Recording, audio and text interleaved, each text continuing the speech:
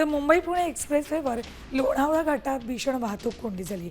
मुंबईच्या दिशेनं जाणाऱ्या मार्गिकेवर तब्बल 4 किलोमीटरपर्यंत रांगा लागल्यात। विशेष म्हणजे आजच लोणावळ्यात मिसिंग लिंकचं उद्घाटन होतंय आणि अशात प्रवाशांना मात्र जुन्या वाहतूक कोंडीचा सामना करावा लागतोय। याचा आढावा घेतात आमचे प्रतिनिधी गोपाल मोटघरे। मुंबई पुणे महामार्गावर मोठ्या प्रमाणात वाहतूक कोंडी झाली आहे। मी सध्या एक्सप्रेसवेवर आहे आणि आपण पाहू शकतो की पुण्याच्या दिशेने मुंबईकडे जाणाऱ्या रस्त्यावर मोठ्या प्रमाणात वाहतूक कोंडी झालेली आहे। या ठिकाणी वाहनांच्या जवळपास 2 ते 3 किलोमीटर लांब अंतराच्या रांगा लागलेल्या आहेत।